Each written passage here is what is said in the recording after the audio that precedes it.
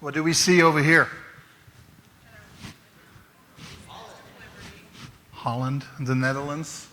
We see the Statue of Liberty. 2006, I moved over, immigrated from the Netherlands to America. But a lot happened before that. I grew up in a family that was shattered, that was broken. There was alcohol abuse, there was verbal abuse, there was physical abuse. At the age of 17 years old, I made the decision, after meeting a family just once, that invited me to come over to the United States to go and visit them for a whole summer. So I did. 17 years old. I was done with school, mentally done with school. I was still working on school. And I visited the United States. And I fell in love with this beautiful country. Still miss the Netherlands, still miss the windmills, the tulips, and everything that has to do with it, but I fell in love with this country. And above all, I fell in love with the beautiful blondie in the background over here behind me.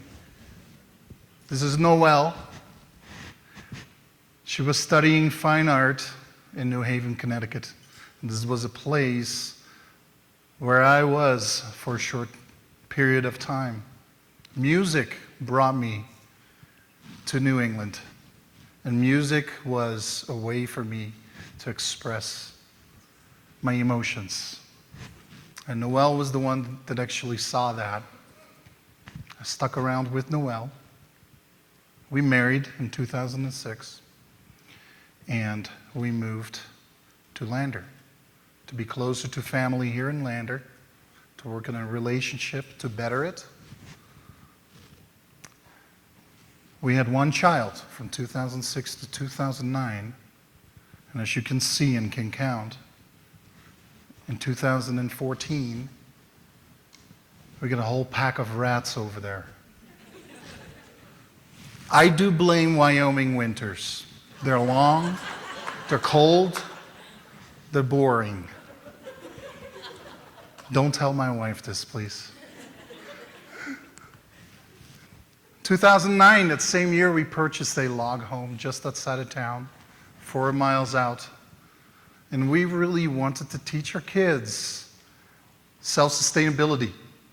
We wanted to teach them how to hunt, how to fish, how to grow our own vegetables, how to forage, all these beautiful things that you can do here in Wyoming. My kids would be running outside naked. They were still little. Right now the police would show up. They're still little, but they were really little. They would jump in the pool, in the kiddie pool, and they would run immediately into the house because our rooster, Taco, was chasing them. I kept Taco for a good reason. And if my mother-in-law is here, I don't know if she is here actually, she could explain it. Taco was my guard dog. Taco kept my mother out of my house. When my mother was in the house, Taco was there standing in front of the house, walking up and down, making sure that if she would come out, she would get chased. Taco actually hurt one of my kids, and that was the moment that I said, okay, we're done with it. I need to show my love for my mother-in-law, and Taco became a taco dish. We're going to go a little bit more in details about this house. This house looks beautiful and lush, and it looks like a family house. But in 2014, this happened. Most of you guys that are here and are from here, you know the story. It was heartbreaking for the whole community. My house caught on fire within 2 and 4 minutes. It was fully engulfed in flames. The house that we dreamt to have took 2 of my beautiful children. Zephy and Noah. Zephy was about 4 years old. Noah was about 3 years old. Two opposite individuals. Zephy was the evil Knievel. He was crazy, rambunctious. He was destroying everything, but he had the biggest heart. Noah, the one with holding the duck, he was very mischievous. He was super smart, super intelligent, and he was a lover. Our family was hurt. The community was hurt. Next to the two beautiful sons that we lost, we had another son, Remy, who was burned 3rd degrees and 4th degrees. And he, about 2.5 months in the hospital, they finally chose to take him out of an induced coma. I stayed in Salt Lake City, where we got flown into. I was admitted for a short time, but I was pronounced pretty healthy. But Remy wasn't, and I made the decision to stay with Remy because he is still here with us. Zephy, Noah, we could not rescue out of the fire. Remy, we could. Beanie, we could. Abel was able to run out of the house himself. I stuck around with Remy, and that was my goal. I was planning not to come home until Remy would go home. I was covered in anger. I was covered in sadness. Depression took over. There was a lot of emotions that were going on while I knew that my biggest nightmare as a parent has happened. This was a turning point. Remy's first smile. 2.5 months, and we had occasions that the doctors were trying to incubate or to extubate Remy and to get him back to breathing normally again. And several times that didn't work. When you witness that, you're waiting for your child to wake up, to be alert and oriented. It's like birth. Pretty much, you're so excited, you're looking forward to see your boy again. And several times, the opposite happened. They tried to extubate him, they tried to get him back, and he couldn't breathe on his own. He was gasping for air, and we were asked, Noel and I were asked, to go back outside the door while they would re-intubate him, and he would be back on square one. But the first turning point was that Remy was smiling. I was on the phone with my pastor, and he could hear in my voice the happiness, the joy that he was back in our lives again. That same turning point was also the time that Noel asked me to come back to Lander to work on the memorial for both Zephy and for Noah. And I did, because I knew that Remy was in good hands. I could let that go for a minute because Noel expected me to do something else. I want to thank everybody who's here that has been part in prayer, financially, emotionally, spiritually, that have been here for our family. Just want to say thank you to all of you guys, the first responders, everybody that has pulled for our family to get back on our feet again. Back home. 3 kids instead of 5 kids. I got a beautiful wife, I got a beautiful life, I still have a beautiful family. But I was still struggling with anger. And I'm still struggling with anger. There's so many phases of grief that you go through when you lose your child. And we chose to stick together, although we get the wonderful diagnoses of PTSD, depression, all those wonderful diagnoses. Noel, my family, we chose to stick together and to get through this.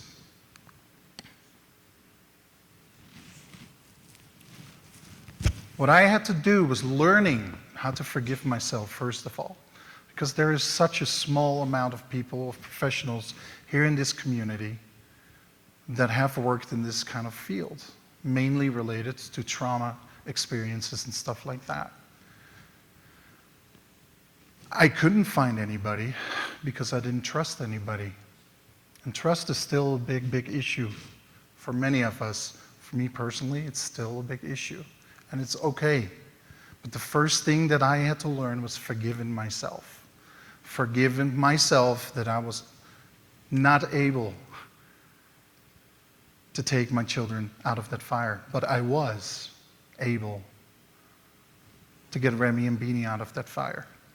I had to forgive myself for being angry with myself.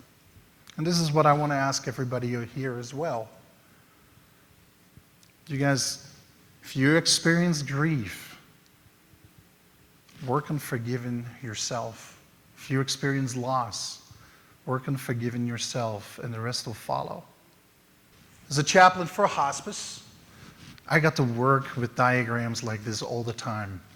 We go and look through these different diagrams, including the Kubler-Ross change curve, and we see all the phases of loss and grief. For me, most of the time, I stuck around anger, depression. There's no progressive way to get out of these kind of phases, and it will never end. But you learn how to cope with it a lot better throughout the years. Time is the biggest healer. Genetically, since we were, Homo sapiens, we learned how to fight and flight. We were chased by dinosaurs, saber-toothed tigers, and all kinds of other animals, right? This is where we learned to fight, to flight, and to freeze. And we still have that in us. There's a coping mechanism that we have when we experience trauma, when we experience tragedy. Fight, flight, and freeze. And we can see here in this little image, what is the middle guy doing? He froze. That is probably the last one that we would, mention of the fight, flight, and freeze. I personally chose to stick around Lander to fight my demons, which was being back in the community, to see the property without the house or the burned building, all those different things, to fight fire. And that's what I wanted to do because I thought that is the best way for me to heal. To hide and to flee wasn't. To freeze wasn't. But the best way for me personally was head-on, collision, fight myself through it. There's this wonderful book by Viktor Frankl. Have you guys ever heard of Viktor Frankl? Anybody? No? It's a tiny little book that he wrote. It's called A Man's Search for Meaning of Life. And this is a tiny little book that this wonderful individual wrote about himself. It was a biography. He was a psychiatrist, a young psychiatrist. And in World War II, he was sent to Auschwitz. He was promised to have a wonderful place over in America where he and his fiancée, eventually married, would go and would practice psychiatry. Instead of that, because he was Jewish, he was sent to Auschwitz. He lost his fiancée. He lost his whole family.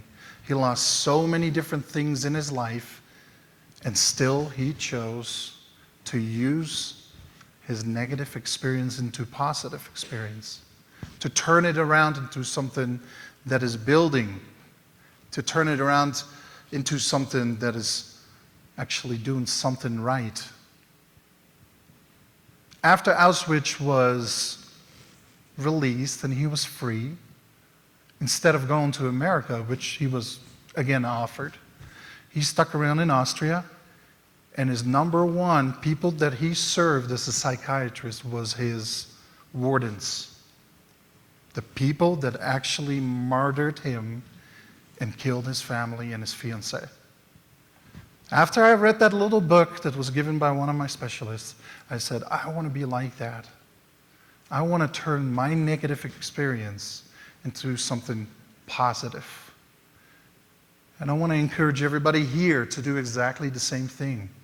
If you experience something negative, turn it into something positive, and you will grow, you will heal. Instead of wearing your shackles as a burden, I want to encourage you to use those shackles and turn it into an armor. It's not the easiest thing to do, but you will heal a lot better, and you become a better person. And I believe, because of this specific attitude after my experience, eventually I will be the best dad to my children. I'll be the best husband to my wife. I'll be the best person in this community that I can be. I didn't choose the same life as my parents did, by hiding in a corner, drinking, fighting, but instead embrace the negativity that I had to experience and turn it into something beautiful. And I want to encourage you all to do the same thing with whatever you experience in your life. Thank you.